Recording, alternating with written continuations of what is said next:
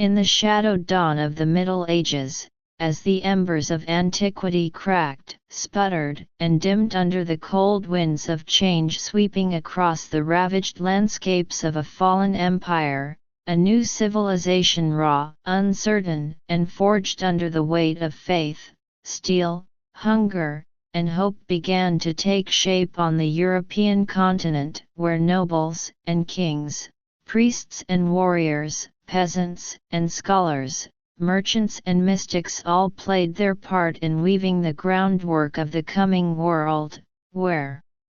the echoes of Rome, the message of Christ, and the thunder of so-called barbarian migrations collided to form a story of rebirth, resilience, conflict, and transformation, and so our journey begins, tracing how Europe was born from the crucible of collapse, how the Roman legacy, Christian belief, and Germanic vitality blended in an age when the vast Roman Empire, once supreme master of the Mediterranean basin, still basked in the golden light of the Pax Romana during its first 2 centuries CE. A time of remarkable stability, wealth, engineering marvels, bustling cities, paved road networks stretching like arteries across continents, and a population confident in its laws, its gods, and its perpetual dominion, even as, far to the east, in a small, contested colonial province of Judea, a new voice began preaching a message of salvation, humility, and moral transformation. Christianity, whose authority grew from modest gatherings to imperial sanction in the 4th century under Constantine and his successors, but by then, the empire's sinews were exhausted by inflation, plague, military overstretch, and administrative chaos, ultimately dividing in 395 CE into a wealthy, urbanized Eastern Empire centered in Constantinople and a fragile, agrarian Western Empire whose defenses groaned under the pressure of peoples beyond the Rhine and Danube. These Germanic tribes, Visigoths, Ostrogoths, Franks, Vandals, Saxons, Lombards, and more, were not one monolithic force, but diverse confederations led by warrior elites bound by loyalty and ambition, all seeking new pastures, new opportunities, and escape from the terrifying push of the Huns behind them. And as the Western Empire reluctantly opened its borders, settlement turned to insurrection, alliances turned to sieges, and imperial authority shrank until, in 476, the deposition of Romulus Augustulus by Odoacer marked not only the end of Roman rule in the West but the symbolic beginning of what later scholars called the Dark Ages, though in truth it was less a darkness than a turbulent dawn. Across this fractured landscape, the Germanic kingdoms arose like rough-hewn pillars of a new order: the Ostrogoths in Italy under Theodoric, the Visigoths in Spain, and the Merovingian Franks in Gaul, each blending Roman administrative customs with warrior traditions, each embracing Christianity, and each struggling with the overwhelming challenges of a post-imperial world where trade collapsed, long-distance communication broke down, literacy waned, coinage vanished, and violence became a constant companion to daily life, as Europe fragmented into local pockets of survival, vulnerable to disease, hunger, and foreign attack. And though the Eastern Roman, or Byzantine, Empire under Justinian I attempted in the 6th century to reclaim Italy and restore imperial glory, the effort drained resources and ended with new Lombard invasions that made clear the old unity was forever lost, as Byzantium grappled with wars, plague, and theological controversies. A new power surged from Arabia, where Islam united tribes into a vast and rapidly expanding caliphate that conquered the Middle East, North Africa, and Spain with astonishing speed, reshaping the Mediterranean into a world divided among Islamic, Byzantine, and emergent Western Christian civilizations. Yet even amidst the uncertainty of the 8th century, a spark of Western resistance flared when Charles Martel halted Muslim expansion at the Battle of Tours. In 732, securing the future of Western Christendom and founding the Carolingian lineage that would transform European history, for Martel's son Pepin seized the Frankish throne, cemented ties with the papacy, and his son Charlemagne expanded the Carolingian realm into a vast empire stretching across modern France, Germany, northern Italy, and beyond, fusing Roman, Christian, and Germanic elements into a new imperial ideal and sparking the Carolingian Renaissance, which revived learning, preserved ancient texts, standardized scripts, and reawakened Europe's intellectual energies, culminating in Charlemagne's imperial coronation in Rome in the year 800, a symbolic rebirth of Western Empire after centuries of chaos. But Charlemagne's empire, innovative yet fragile, dependent on personal loyalty and lacking the infrastructure of ancient Rome, fractured after his death, torn apart by his heirs in the Treaty of Verdun in 843, giving rise to West Francia, East Francia, and a Middle Kingdom soon devoured by its rivals, all while Europe came under renewed threat from three sides: Vikings sweeping from the north with their sleek longships, burning monasteries, plundering towns, and navigating rivers deep into continental interiors, Magyars riding from the eastern plains, devastating settlements with lightning raids, and Muslim raiders striking from the Mediterranean, seizing coasts and enslaving populations. In such a world, kings weakened while local lords fortified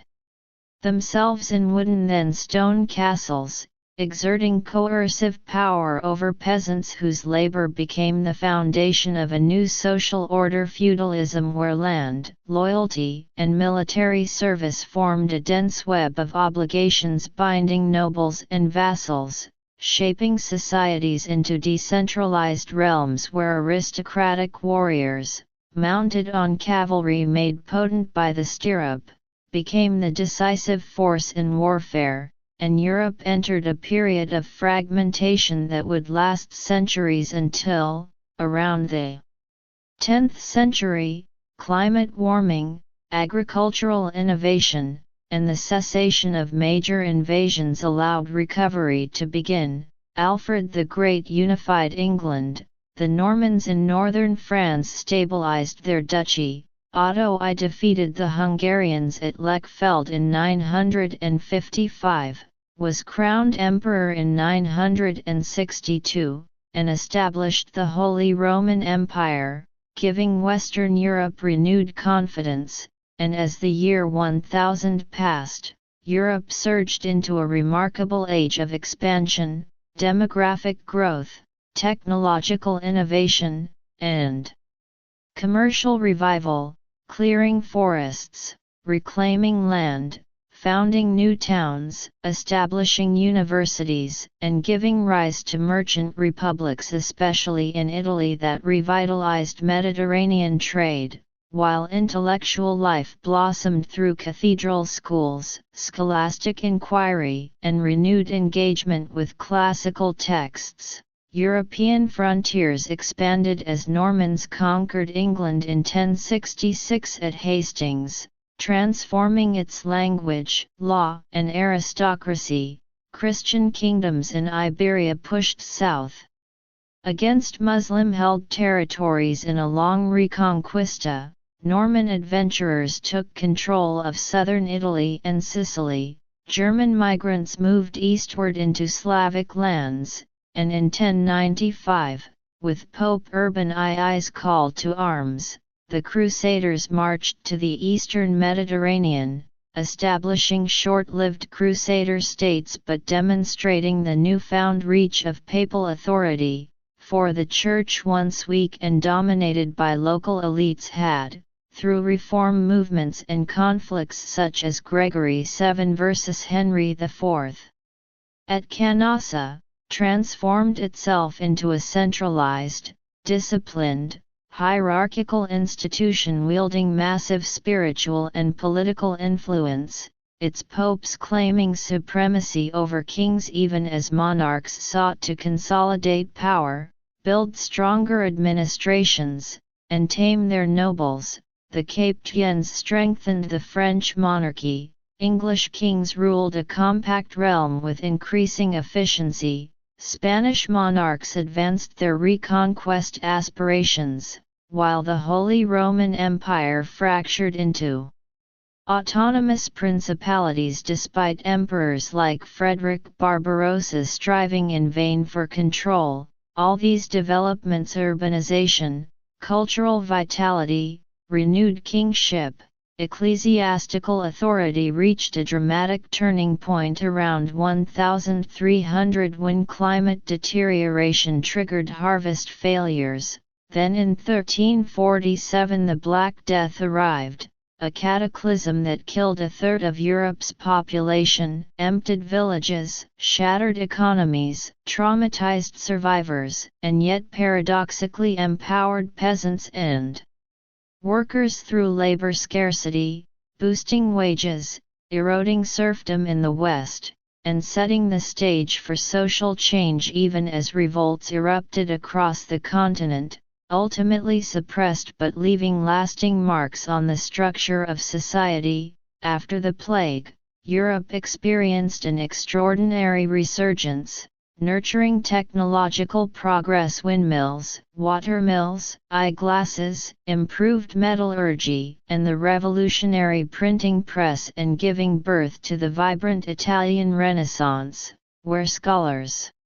artists, and thinkers drew inspiration from Greece and Rome, redefining humanity's outlook and elevating individualism, scientific curiosity, and artistic expression, laying intellectual bedrock for the modern world. And as gunpowder spread across Europe in the 14th and 15th centuries, warfare transformed irrevocably. Armored knights fell to infantry with firearms, cannons reduced the mightiest castles to rubble, and kings, financing costly artillery and professional armies, centralized power,